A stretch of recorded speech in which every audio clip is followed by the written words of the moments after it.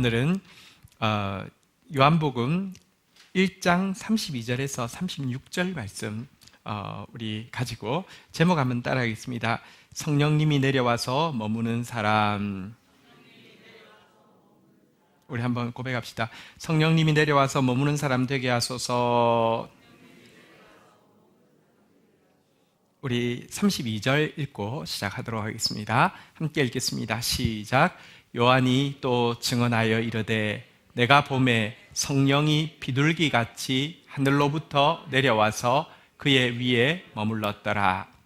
자, 요한이 예수님을 보고 처음 한 증언의 내용입니다. 무엇이라고 증언했냐고 하니까 예수님을 보니까 비둘기 같으신 성령님이 하늘로부터 그분 위에 내려와서, 한자로 이야기하면 강림해서 머물러 있더라.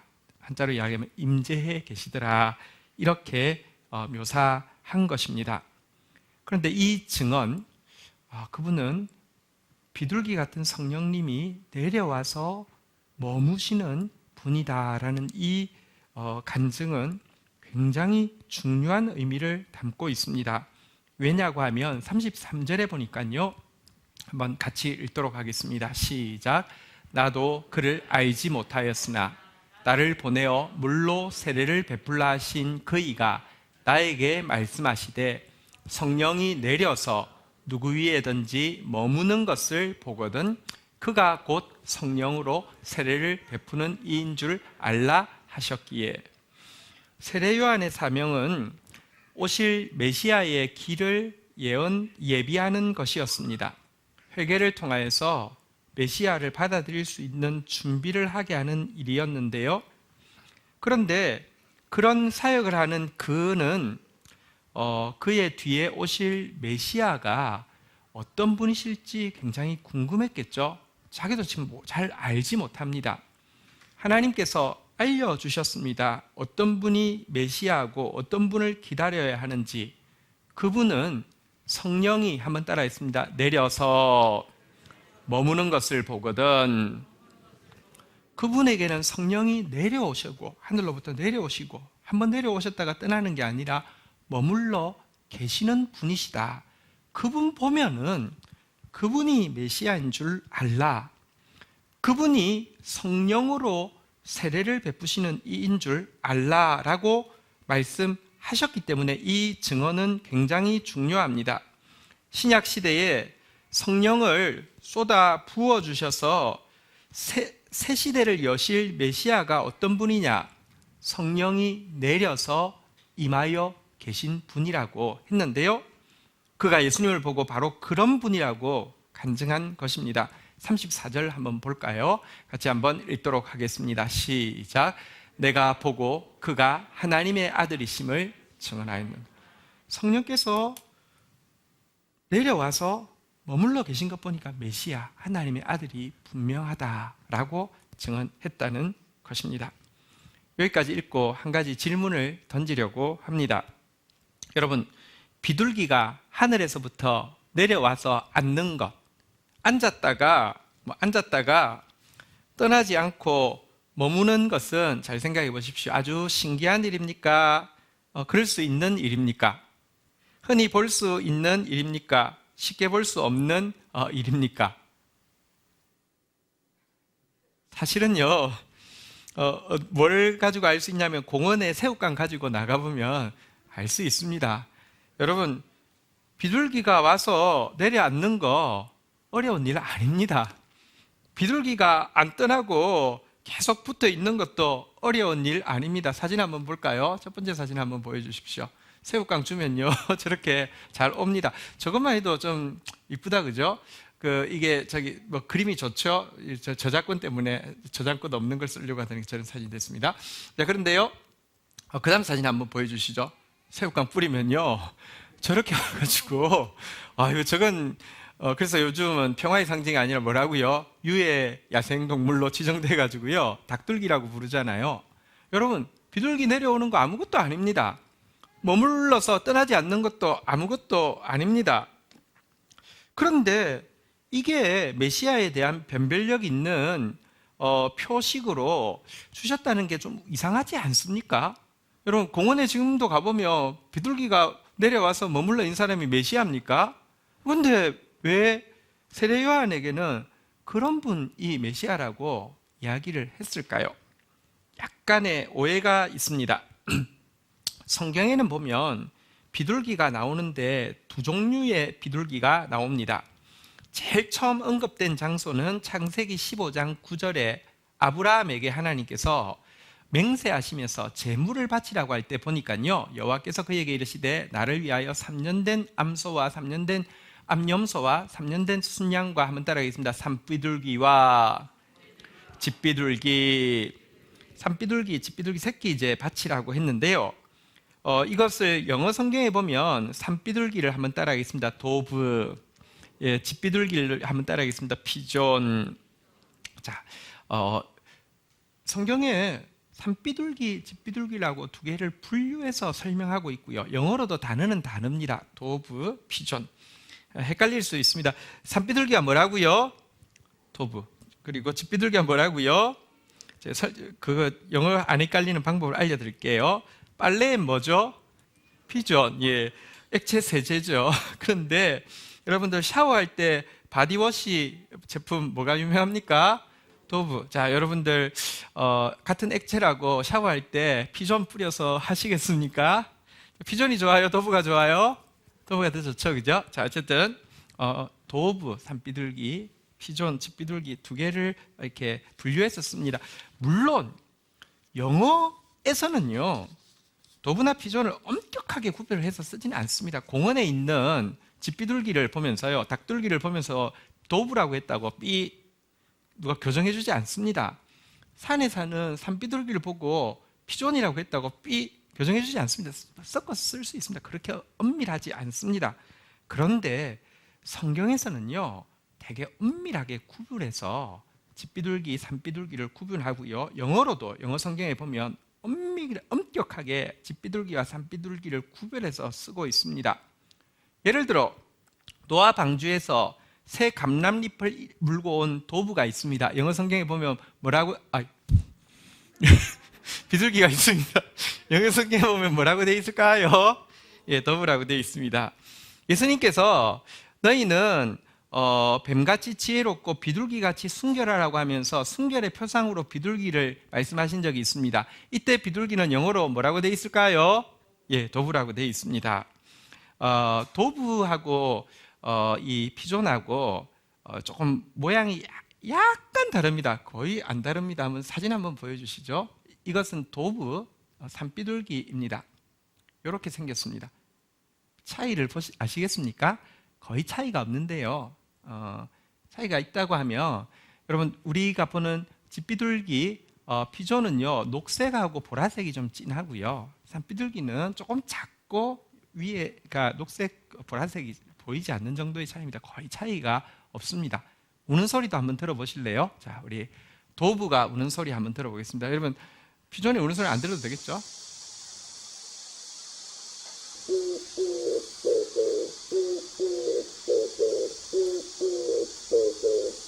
산에 가면 이런 소리 들리죠, 그죠? 이게 누구 소리냐고 지금까지 모르셨죠? 도브 소리입니다. 네, 여기 우리 공원에서 주로 듣는 그 비둘기 소리하고 좀 다르죠? 네, 조금 더 조용하죠? 자, 피트 캔트렐이라는 사람이 재밌게도 50년간 도브하고 피존을 관찰했습니다. 그 성경을 믿으니까 이제 뭐 성경에 좀 예민하니까 그랬겠죠. 그리고는 세 가지 큰 차이가 있다고 이렇게 기록을 해놨는데 좀 설명을 드리겠습니다. 피존, 집비둘기는요, 일단 사납됩니다. 항상 싸우고요. 특별히 그 영역 싸움 있잖아요. 텃세. 내가 여기 주로 이제 뭐 음식 먹는 자리, 여기에 누가 오면은 용서하지 않죠. 자, 거기에 비해서 도브는요, 되게 온유하다고 합니다. 웬만해서 싸우는 일이 없고요, 자리 싸움에 관심이 없다고 이야기합니다. 사납고 온유하다. 자, 두 번째 차이, 피존은요 시끄럽다고 합니다. 우는 소리도 시끄럽지만 시끄러운 소음 같은 거 개의치 않는다고 합니다. 여기에 비해서 도브는요 굉장히 조용하고요, 울음소리도 조용하지만 소음이 있는 곳에서는요 잊지 못하고 날아서 도망간다고 이야기합니다. 세 번째, 피조는 겁이 없답니다. 그 결과 겁이 없으니까 사람은 무서워하지 않으니까요, 사람이 훈련을 시킬 수 있고요.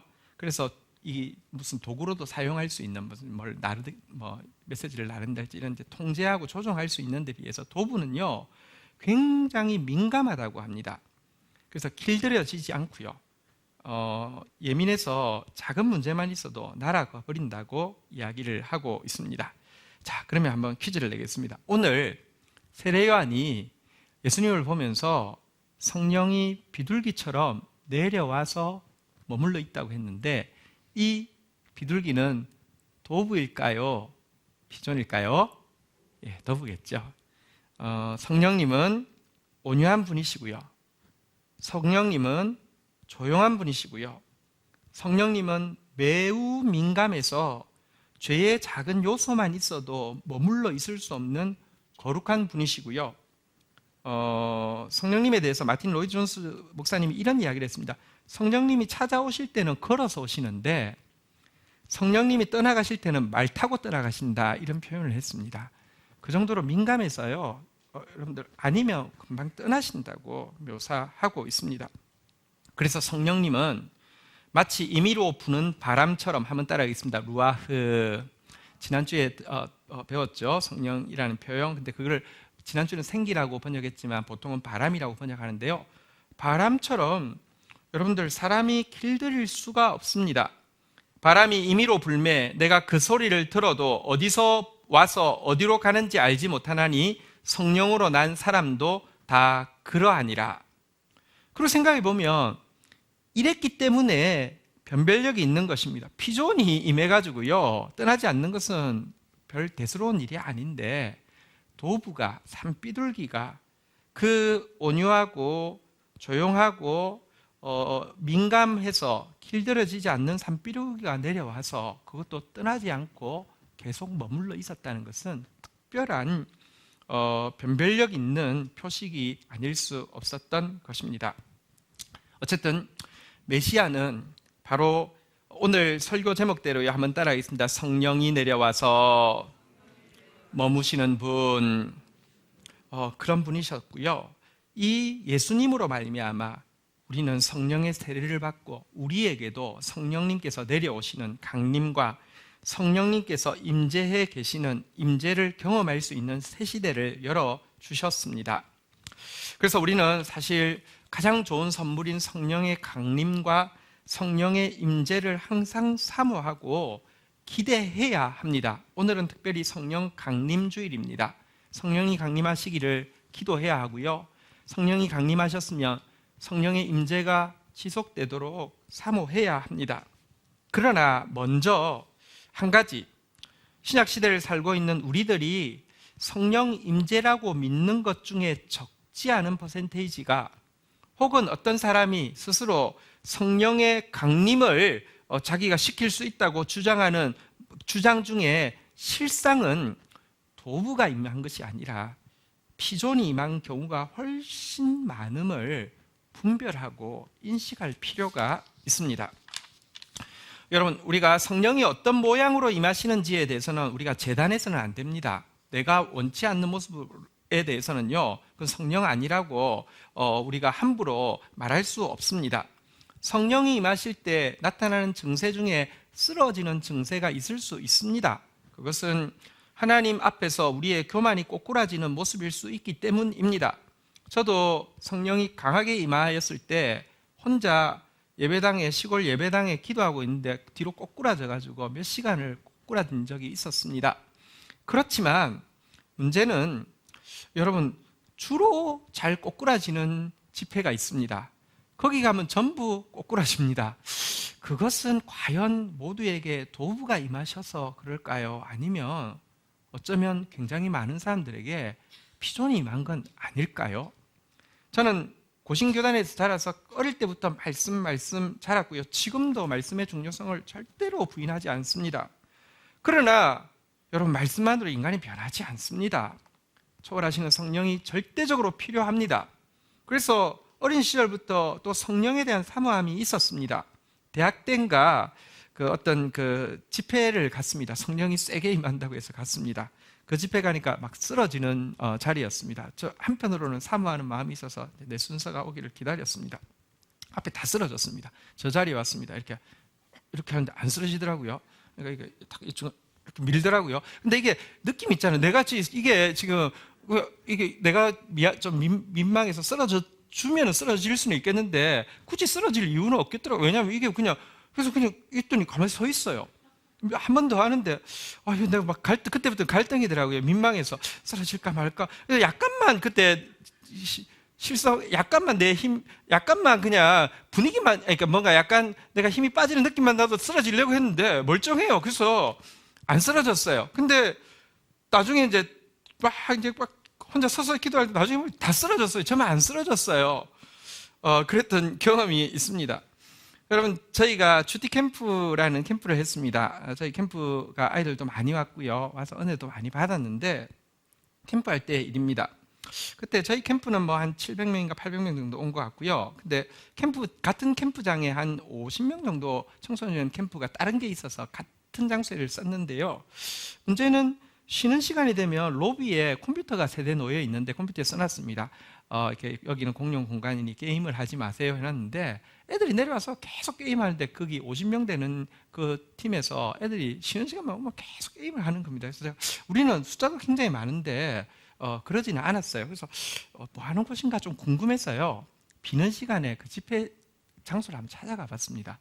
갔더니요, 강사분이 마이크를 잡고 뭐 시작부터 뭐 이렇게 찬송 이렇게 박수 치면서 북치면서 부르다가 시작부터 하면 애들 전부 다 서가지고 같이 하다가 다 쓰러지는 거예요. 하다가 그럼 쉬는 시간 되면 게임 막 하고 또 그 다음 시간 넘으면 쓰러지고. 그래서 이게 지금 정말 이게 진짜 지금 도부가 임하시고 계신가? 아까 말씀드렸잖아요. 도부는 조용하다고 그랬는데 굉장히 시끄럽고요. 도부는 온유하다고 그랬는데 굉장히 사납고요. 이게 성령 역사 맞나? 그런 생각을 한 적이 있습니다. 개인적으로는 방언에 대해서도 좀 이런 부분이 있습니다. 방언은 성령의 임재에 굉장히 중요한 한 표식입니다. 저 역시 방언이 어떤 사람들은 뭐 신약 시대에는 방언이 없다 이야기하는 사람도 있습니다. 근데요, 그렇지 않습니다. 성경에 있고요. 저도 개인적으로 그때 청소년부를 맡았는데 내가 너무 영혼들을 섬길 힘이 없다는 사실을 알아서 산에 혼자 올라가서 기도하러 올라갔습니다. 하나님, 나의 힘으로는 안 됩니다 하면서 내 죄가 생각나서 회개하는 기도를 하고, 우리가 아무리 회개해도 어떻게 다 깨끗해지겠습니까? 그런데 마음이 평안해질 때까지 회개하고 잠잠히 있는데 갑자기 입에서 조용히 방언이 나오면서 방언을 받았습니다. 저는 방언의 은사가 지금도 있음을 믿습니다. 그러나 많은 경우 여러분들 방언을 사모하는데 약간 꿩 대신 닭이라는 말이 있는 것처럼 도부 대신 피존도 상관은 없다는 식으로 방언만 받으면 된다는 경우도 많이 보았습니다. 방언 훈련하는 곳 있습니다. 코카콜라 방언 받았대요. 그게 방언인가요? 근데 이건 1세대고요. 2세대는 조금 더 세련돼졌습니다. 코카콜라는 같이 시키는데 뭐라고 이야기하냐면 이미 신약 시대이기 때문에 성령이 와서 여기까지 있는데 우리가 불순종해서 안 나오는 건데 순종을 해야 되는데 코카콜라 나오는데, 그게 진짜 여러분 도부가 임하신 걸까요? 많은 경우 진짜 이것은 피존, 집비둘기는 사올 수도 있고요. 여러분 길들일 수도 있고요. 우리가 신약 시대에 성도는 가장 좋은 선물인 성령의 강림과 임재를 분명히 믿어야 하고 간절히 사모해야 하지만 한 가지 기억해야 할 것이 있습니다.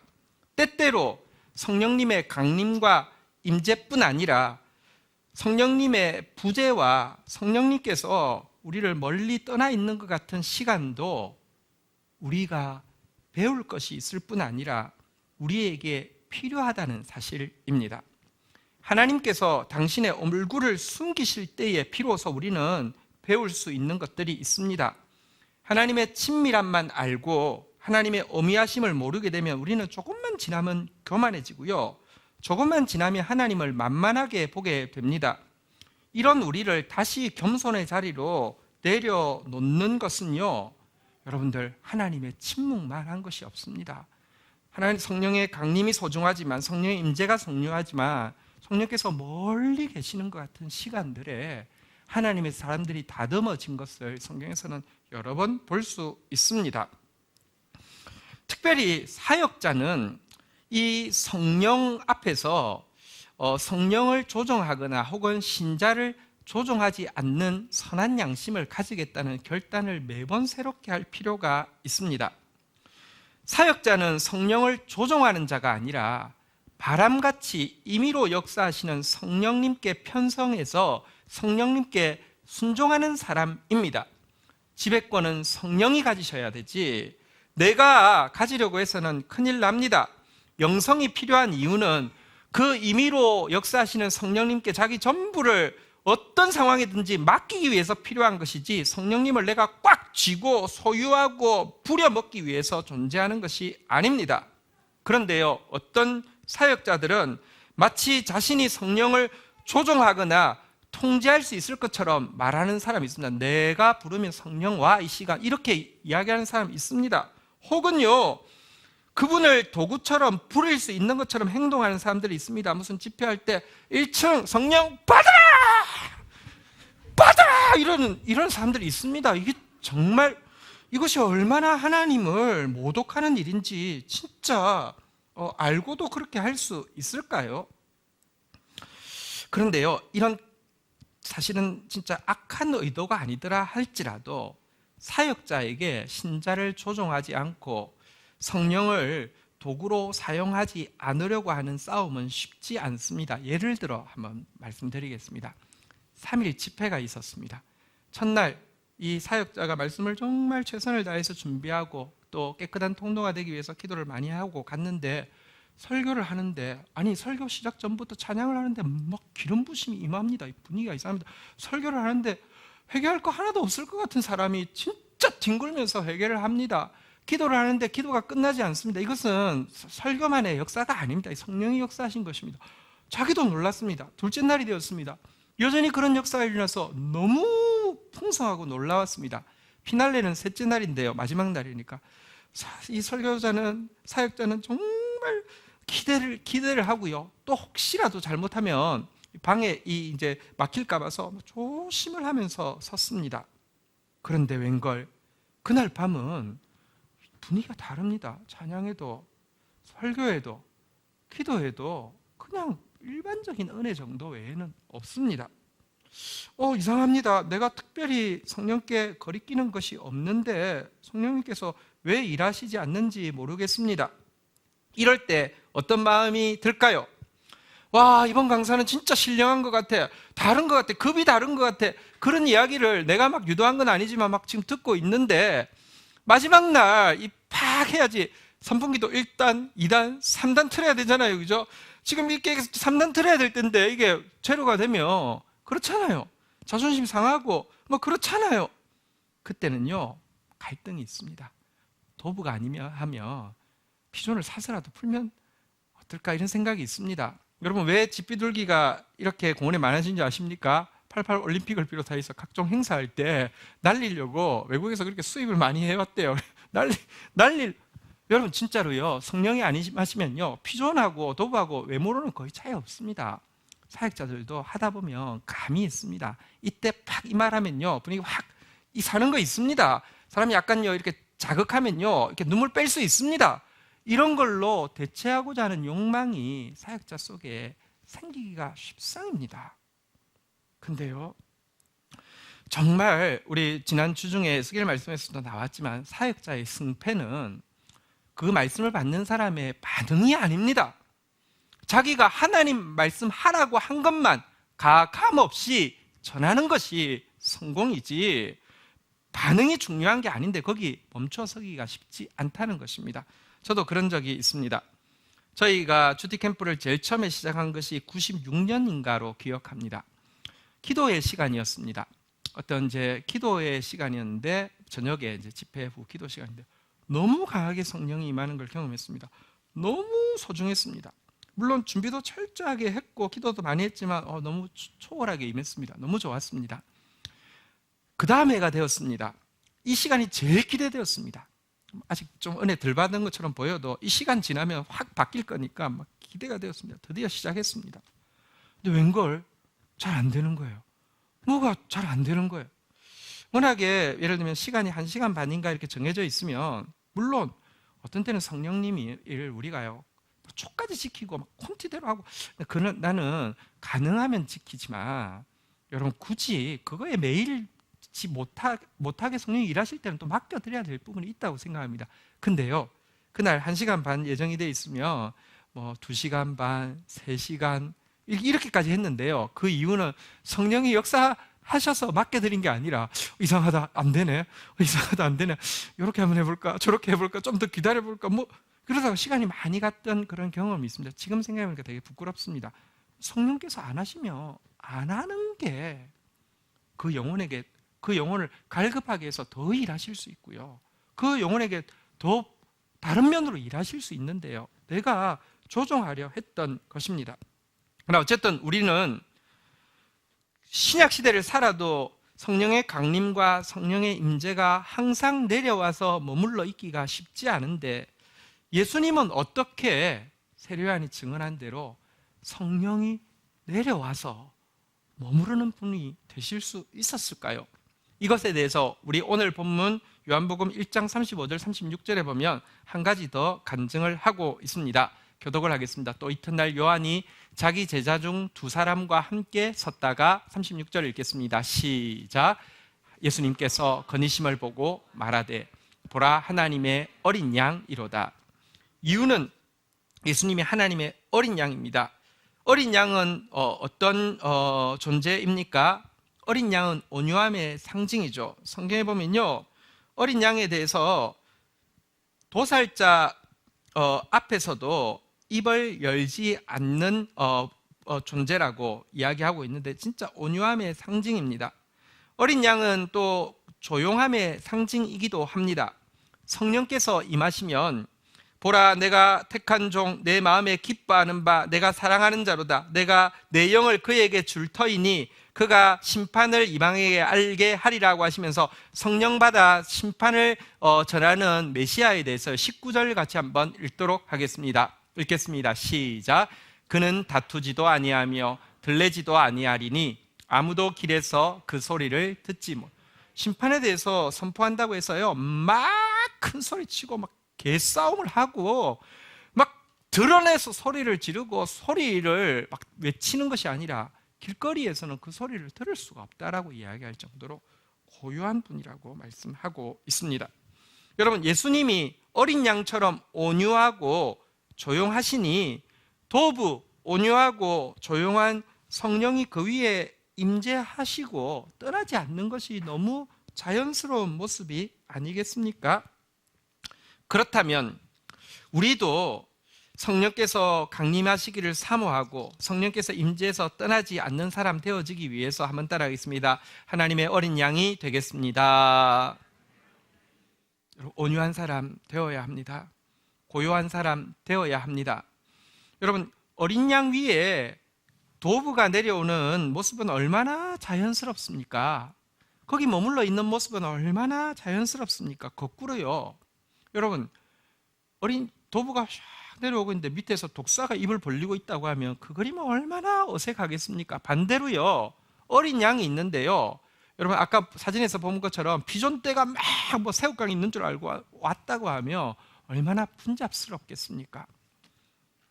어린 양이 하나님의 어린 양이 되는 것, 이것이 성령의 강림과 임재가 떠나지 않는 첫 번째 비결입니다.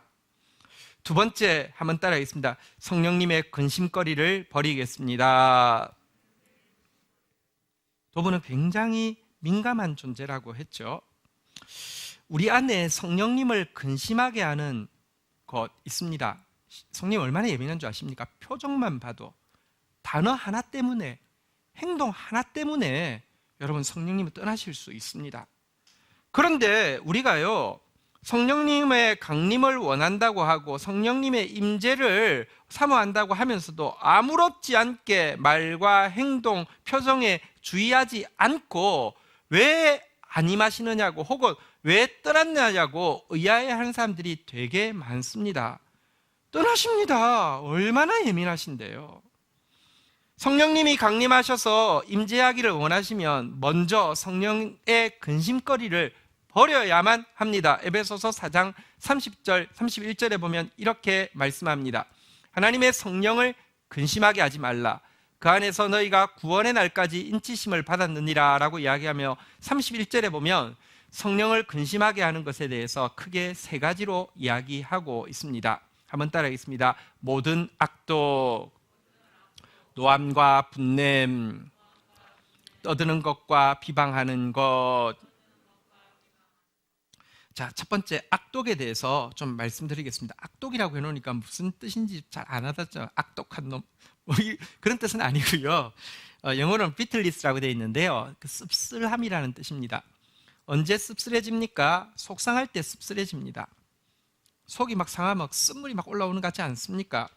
억울한 일이라고, 억울하다고 생각하면 아주 씁쓸합니다. 이렇게 부당하다고 생각할 때 씁쓸합니다. 근데요, 하나님의 사람이 속으로 속상하고 억울하고 부당하다고 느끼면서 이 비트니스를, 이 악독을 품고 있으면요, 성령께서 근심하시고 떠나신다는 것입니다. 물론 속상한 일, 억울한 일, 자기 입장에서 보면 그만큼 정당한 이유가 있다고 주장할 수 있습니다. 그런데요, 시간 지나서 보십시오. 제가 장담합니다. 대부분의 문제는 그 모든 것은 실상 자기 부인의 소재일 뿐이고요, 자아가 덜 깨어져서 그렇지, 하나님이 또 특별히 사랑하셔서 자아를 더 깨고 싶어서 허락하신 문제이지, 그거 품고 묵상하고 쓴물을 계속 올릴 문제가 아닐 때가 많습니다. 지난주에 R.T. 켄달 목사님 그 설교 말씀드렸지 않습니까? 마틴 로이드 존스 후임으로 오신 분, 그분이 이제 5년 지나서 성령에 이제 진짜 사로잡혀서 평생을 노방전도를 하면서 웨스트민스터 체프를 섬겼다고 했는데요, 주중에 R.T. 켄달 목사님 그 설교와 또 이제 R.T. 켄달 목사님 그 책들을 보면서 소중한 자료를 한 개 발견했습니다. 뭐냐고 하면, R.T. 켄달 목사님이 어떻게 그거에 담임이 됐냐고 하면, 이제 그 미국 분이신데 옥스퍼드에 이제 박사 받으러 왔다가 우연히 연결되어서 마틴 로이드 존스 목사님 볼 때 되게 신실하고 또 정직하고 말씀의 은사가 있어서 이렇게 연결되어서 후임이 됐거든요. 대신에 후임이 됐는데 5년 동안 마틴 로이드 존스 목사님이 일주일에 한 번씩 1대1로 만나서 계속 그 교제하는 시간을 가졌답니다. 그 시간이 어땠을 것 같습니까? 굉장히 좋았을 것 같습니까? 굉장히 행복했을 것 같았습니까? 굉장히 부담스러울 것 같습니까? 여러분의 시어머니가 너무 인격적이고 또 실력도 있고 훌륭한 분이 이제 결혼 생활에 대해서 코치해 주기 위해서 결혼을 하고 나서 한 5년간 나랑 일주일에 한 번씩 만나서 교제하자꾸나 이러면 행복하시겠죠? 너무 할렐루야겠죠? 여러분, R.T. 켄달 목사님도 제가 뉘앙스를 보니까 만만치 않은 시간이었던 것을 좀 느낄 수 있었습니다. 여러분, 그때 이런 생각이 들었습니다. 이제 글과 글 사이에서 이제 제가 캐치해내는 거죠. 여러분, 이게 내가 이 설교를 보통 잘해서는 넘어설 수 없다는 게 안 느껴졌겠습니까? 성경을 아무리 조예 깊게 파도 마틴 로이드 존스를 어떻게 넘었습니까? 그래서요, 한편으로는 설교 준비할 때 완벽을 기하기 위해서 훨씬 더 막 노력을 했고요, 또 설교만으로는 사실은 마틴 로이드 존스를 넘어설 수 없으니까 기도하자, 이 성령이 도와주셔야 한다, 어쨌든 기도하려고 몸부림을 쳤다고 합니다. 근데 그러다 보면, 목회를 하다 보면요, 설교 준비를 하거나 혹은 기도를 하는데 전무해야 되는 건 맞지만 방해받을 상황이 생기잖아요. 신방이 생길 수도 있고 가족에 문제가 있을 수도 있고 뭐, 그러면 그때 막 너무 화가 나는 거죠.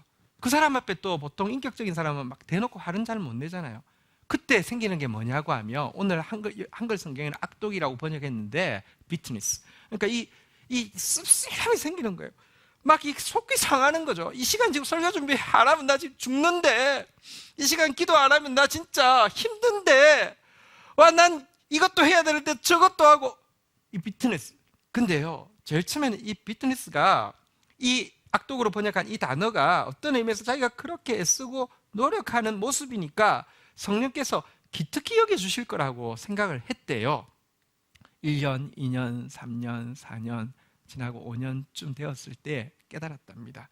이게 성령이 기특히 여겨서 그래, 네 그렇게 그 애착을 보고 내가 도와줄게가 아니라 그게 성령을 멀리 멀리 떠나게 한다는 사실을 알고는요 딱 끊었답니다. 근데요 그때부터 성령이 진짜 일을 하시더라는 겁니다. 여러분 안에 모든, 지금도 여기 오면서 어떤 씁쓸함이 있을 수 있습니다. 그거 성령 근심하게 하는 겁니다. 내려놓기를 주의 이름으로 축복합니다. 두 번째는 노함과 분냄이라고 한데요, 여러분 우리는 어떤 사람을 향해서 화가 날 때가 있죠. 근데 그 분노, 그 노함이 정당하다는 것을 좀 증명하고 싶어서 하나님도 화를 낼 거라고 느끼고 하나님이 화를 내셔야 된다고 주장할 때가 있습니다. 그런데요 여러분, 사실 하나님은 또 짓궂게도 우리 마음이 어떤지 알기 위해서 하나님 진심과는 반대로 말씀하시는 경우도 있습니다. 한번 이런 경우입니다. 여러분, 이스라엘 백성들이 모세에게 얼마나 함부로 했습니까? 얼마나 말 안 들었습니까? 그때 하나님이 나타나서 이렇게 말씀하셨습니다. 내가 이 백성을 보니 목이 뻣뻣한 백성이로다. 그러니 내가 하는 대로 모세야 날 내버려둬. 내가 그들에게 진노하여 그들을 진멸하고 너는 더 큰 나라가 되게 할 것이다. 이렇게 말씀할 때에 모세가 주님, 주의 뜻이 이루어지이다. 할렐루야. 이렇게 하고 싶은 마음이 있었겠습니까? 없었겠습니까? 있었겠죠. 사람인데요. 근데요 그렇게 하지 않았습니다. 그는 노함과 분냄으로 영혼을 대하지 않았습니다. 거꾸로 하나님, 우리 백성에게는 용서받을 자격이 없지만 하나님의 이름을 위하여서, 하나님의 영광을 위하여서 내 이름을 생명책에서 빼서라도 하나님 용서해 주십시오 라고 매달렸습니다. 그러면 성령이 안 떠나십니다. 근데 그 자리에서요, 사실 이거 하나님이 그냥 시험하시는 건데, 하나님도 제 마음 아시겠죠? 그동안 하나님 뭐 하셨습니까? 저런 인간을 확 안 쓸어버리고, 이런 마음 가지면 성령께서요 살금살금 와서 이제 좀 오려고 하다가 말 타고 도망가십니다. 여기는 아니다. 그래서 내가 살아야 되겠다. 떠나신단 말입니다. 노함과 분냄. 세 번째요, 한번 따라하겠습니다. 떠드는 것과 비방. 여러분, 말할 때 언제 톤이 제일 많이 높아지는 줄 아십니까? 누구 욕할 때. 내 마음에 안 드는 사람 욕할 때는요 진짜 막 피치가 올라가죠. 떠드는 것과 비방. 여러분, 우리 안에 어떤 사모함은 좋지만 사모함이 동반하는 한 가지 중요한 증세가 경쟁의식입니다. 내가 성령을 사모합니다. 우리 교회가 성령을 사모합니다. 그때부터는 딴 교회 성령 받을까 봐서 얼마나 신경 쓰는지 모릅니다. 우리가 먼저 받아야 되고요, 우리가 제일 많이 받아야 되고요, 경쟁의식이 있습니다. 그런데요 그러면 성령께서요 여기서 또 성령 그러면 성령이 막 쭉가 올라가니까 좋아 아닙니다. 악한 지도자가요 교인들을 이렇게 묶어서 자기 마음대로 좌지우지하는데 하는데 제일 좋은 도구가 뭔지 아십니까? 경쟁을 부추기는 것입니다. 가만히 있어도요 충성 경쟁, 뭐 헌신 경쟁 시키면요 재밌습니다. 얼마나 말 잘 듣는지 모릅니다. 성령 그런 분 아닙니다. 떠들고 비방하면요 성령, 조용하신 성령께서는 근심하시고 떠나십니다. 예민하신 성령께서는 함께 하실 수 없습니다. 예수님의 제자 요한이 예수님께 말씀했습니다. 그들과 함께하지 않는 자들이 주님의 이름으로 귀신을 쫓는 것을 보고 하지마! 라고 금지시키고 나서는 칭찬받고 싶어서 하지 말라고 금지시켜서 기분 좋고, 칭찬받으면 기분 좋고, 꼭 먹고 알 먹고, 예수님 제가 금지시켰습니다 라고 이야기하니까 예수님께서 뭐라고 하신지 아십니까? 금지하지 말라. 너희를 반대하지 않는 자는 너희를 위하는 자니라. 여러분, 훌륭한 멘티이지만 여호수아도 배우지 않으면 안 됩니다. 그가 멘토인 모세에게 부탁했습니다. 내 주 모세여 그들을 말리소서. 무슨 말이냐고 하면 하나님의 성령이 임하는 걸 이렇게 보여주시겠다고 하나님께서 모세를 통하여서 지도자에게 향로를 들고 있게 했습니다. 성막 앞에 나와서. 근데 두 사람이 안 나왔습니다. 안 나온 이유는 모세를 무시해서 그런지 아니면 무슨 부득이한 일이 있었는지는 정확하지는 않습니다. 근데 어쨌든 안 나왔습니다. 안 나온 사람에게까지 성령이 임했습니다. 이 소식을 듣고 여호수아가 이러면 모세의 리더십에 혹시라도 금이 갈까 봐서 내 주 모세요, 그들을 말리소서 그랬습니다. 그때 모세가 뭐라고 말한 줄 아십니까? 민수기 11장 29절에 보면요, 이렇게 모세는 대답하고 있습니다. 같이 한번 마지막 절입니다. 같이 읽겠습니다. 시작. 모세가 그에게 이르되 내가 나를 두고 시기하느냐? 여호와께서 그의 영을 그의 모든 백성에게 주사 다 선지자가 되게 하시기를 원하노라. 우리에게 성령이 임하기를 원하십니까? 우리보다 다른 곳에 더 풍성히 하기를 축복하십시오. 떠들고 비방하는 거 성령을 떠나게 하는 것이지 성령 오게 하는 것 아닙니다. 오늘 성령 강림 주일입니다. 제목 한 번 더 따라 하도록 하겠습니다. 제목 한번 크게 따라 하겠습니다. 성령이 내려와 머무는 사람 되게 하소서. 하나님의 어린 양 됩시다. 우리 하나님 앞에서 온유한 사람 되어지고 또 고요하고 조용한 사람 되어지십시다. 우리 성령님의 근심거리를 버리십시다. 세 가지 근심거리 보았죠? 한번 따라하겠습니다. 악독, 노함과 분냄, 떠드는 것과 비방 내버리고 주님 앞에 서서 주의 성령이 내려오시고 머무는 그런 사람 되어지기를 주의 이름으로 축원드립니다. 우리에게 소망이 있습니다. 성령은요, 그동안 이렇게 어린 양처럼 또 성령의 근심거리를 다 예민하게 내어버린 사람에게 보상으로 주어지는 보상이 아니라 하나님의 어린 양의 모습으로 살지 못했음을 깨닫고 성령을 심히 근심하게 했음을 깨닫고 탄식하는 사람들을 위해서 그들을 세워주기 위해서 하나님 주시는 은혜라는 사실입니다. 보상이 아니고 은혜입니다. 성령은 잘한 사람에게 주는 메달이 아니라요, 성령은 실패자에게 주시는 하나님의 위로라는 것입니다. 그래서 오늘 겸손히 어린 양 되기를 사모하며 성령의 근심거리를 진실로 참여하는 자에게 주의 성령이 이 시간 임하실 것을 믿습니다. 자리에서 일어서시겠습니다. 우리 같이 한번 찬양하며 기도하는 시간 가지겠습니다.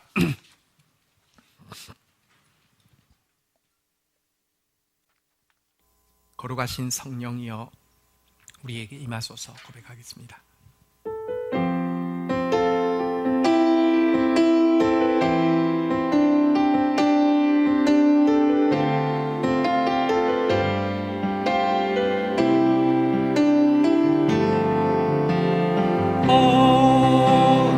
거룩하신 성령이여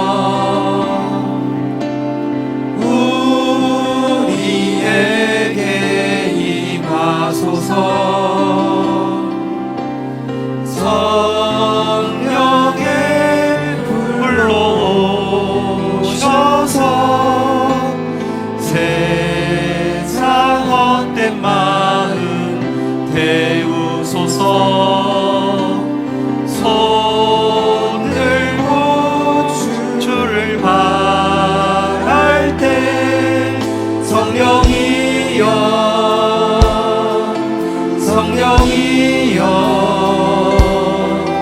성령이여 임하소서. 다시 한번 고백하겠습니다. 거룩하신 성령이여 우리에게 임하소서.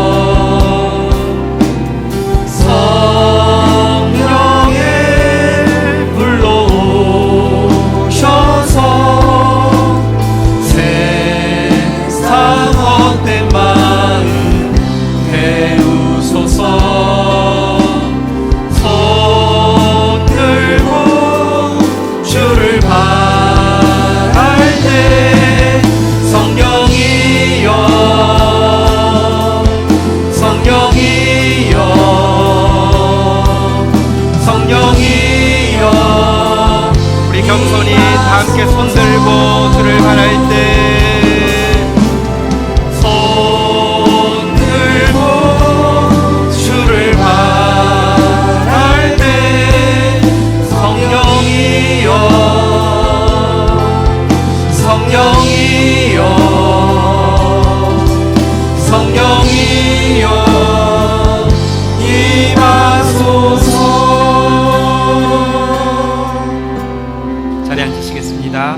우리 이 시간 같이 오늘 성령 강림 주일입니다.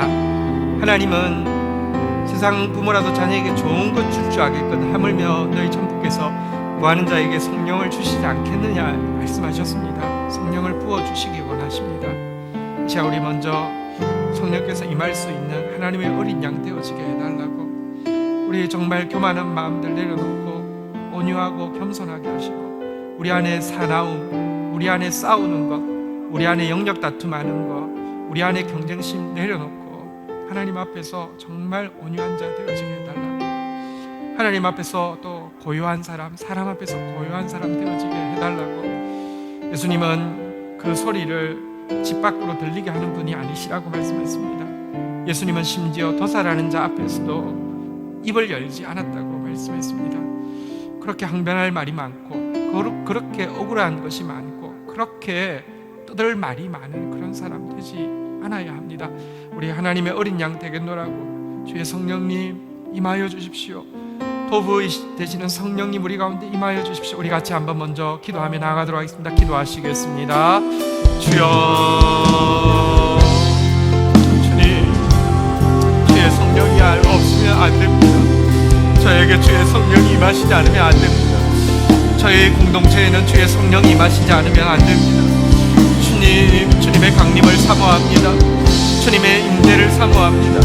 주님의 머무르심을 사모합니다. 주님의 내려오심을 사모합니다. 하나님, 내 안에 온유하지 못한 것, 내 안에 사납고 내 안에 싸우며 내 안에 영적 싸움하는 그런 모든 부분들 내려놓게 하여 주시옵소서. 내 안에 떠들고 내 안에 시끄럽고 내 안에 소란스러운 것들을 내려놓게 하여 주시옵소서.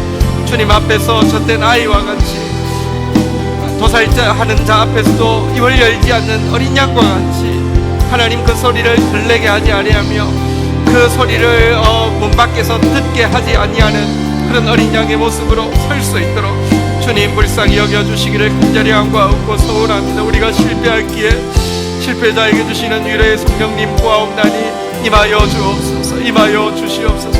한 번 더 이어서 기도하도록 하겠습니다. 성령님은 예민하신 분이십니다. 그리고 성령님은 우리가 길들일 수 없는 분이십니다. 그분 앞에 우리가 해야 되는 것은 그분을 근심하게 하는 근심거리들을 끊어내는 것입니다. 우리 주님 앞에서 오늘 악독이라고 번역된 그 씁쓸함 없습니까? 속상함, 억울함 이런 것 없습니까? 노함과 분냄은 없습니까?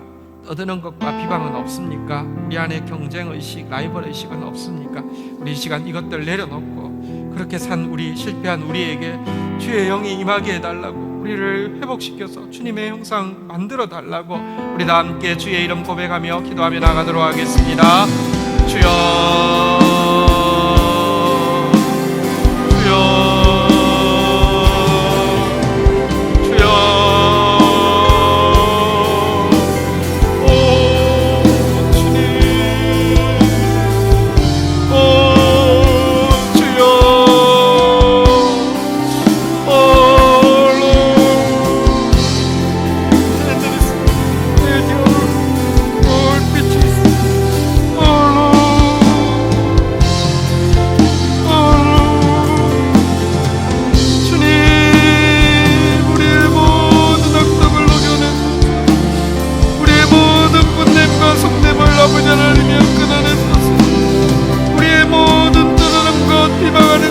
아버지 끊어내소서. 성령님, 예민하신 성령님, 우리 가운데 머무를 수 있는 사람 되어주시고 우리 가운데 은혜를 더하여 주옵소서. 은혜를 더하여 주옵소서. 우리 한 번만 더 기도하겠습니다. 오늘 성령 강림 주일입니다. 온 세상이 지금 코로나 앞에서 신음하고 있는데요, 정말 구원은 백신에 있지 않습니다. 정말 구원은 치료제에 있지 않습니다. 이 세상이 이렇게 망가진 것은 하나님의 말씀이 없기 때문이고, 기독교인들마저 말씀이 삶이 되지 않는 것은 주의 성령이 역사하는 것을 막고 있었기 때문입니다. 정말 성령 강림하심으로 말미암아 말씀을 살아내는 사람 되어지게 하시고, 답을 찾고 있고 약을 찾고 있는 세상 가운데 하나님의 구원의 치료제를 보여주는 하나님의 사람 되어질 수 있도록, 오 주님, 오순절 강림하신 성령님, 오늘 이 시간 우리에게도, 이 한국교회에도, 전 세계에서 사모하고 있는 모든 교회에도 임재하여 주시옵소서. 우리 함께 주의 이름 고백하며 기도하며 나아가겠습니다. 주여, 주여,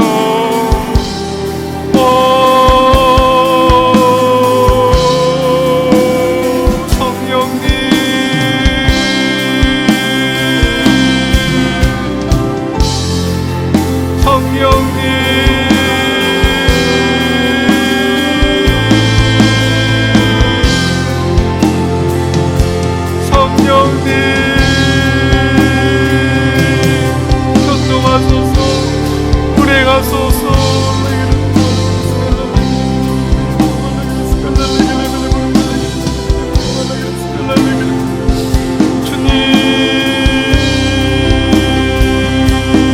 주님이라소서, 역사소서.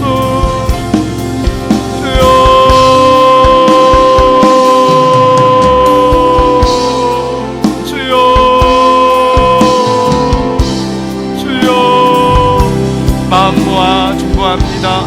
나라와 민족을 위하여, 교회와 열방을 위하여, 구원받을 영혼, 회복될 영혼을 위하여, 미래 교회 주역인 다음 세대를 위하여.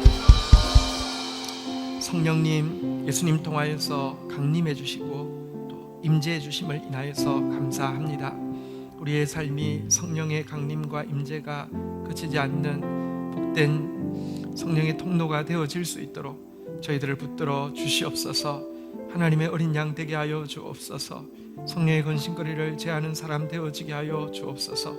오순절에 임하셔서 새 시대를 열어주신 주님, 주의 재림을 앞두고 마지막 때에 정말 주의 다시 오심을 예비하는 일에 사용되어지는 극히 큰 군대로 설 수 있도록 하나님 우리를 불쌍히 여겨 주시옵소서. 주의 영으로 채워 주시옵소서. 예수 그리스도의 이름으로 기도 올립니다. 아멘. 네, 광고 말씀드립니다. 우리 교회는 환대하는 공동체로 인사 잘하기로 소문이 날 것입니다. 우리 한번 서로 인사하겠습니다. 잘하셨습니다. 예, 또 반대쪽도 보시고요. 보고 싶었습니다. 함께해서 행복합니다. 네, 감사합니다. 우리 코로나 위해서 계속 좀 기도하시고요. 또 코로나 가운데서도 또 우리 진정한 교제가 회복될 수 있도록 중보해 주시고요. 우리 이번 금요일부터 4주간 금철 우리 포스터 한번 띄워 주실래요? 자, 우리 이거 예, 민망한. 네. 자, 이거부터 보셔야 돼요. 예, 어서와 랜선 친구들, 금요일은 처음이지. 럭키 검철입니다. 예, 할 수 있습니다. 네. 자, 자, 우리 금요일 날 또 많이 함께 하는 시간 가졌으면 좋겠습니다. 오늘 교회의 유초등부 담당 교육자로 양정권 전도사님 오셨습니다. 우리 앞에 한번 나오시겠습니까? 사모님도 계십니까? 같이 계시네요. 이쪽 앞으로 오시겠습니다. 네. 또 우리 공동체에 함께 하게 돼서 행복합니다. 우리 인사할 때 우리 또 잘 오셨습니다. 네. 네. 자리에서 일어서시겠습니다. 축도하겠습니다. 여호와는 내게 복을 주시며 너를 지키시기를 원하며 여호와는 그 얼굴을 내게 비추사 은혜 주시기를 원하며 여호와는 그 얼굴을 내게로 향하여 드사 평강 주시기를 원하노라. 주 예수 그리스도의 은혜와 아버지 하나님의 사랑과 성령의 교통하심이 너희 무리와 함께 계실지어다. 아멘. 감사합니다.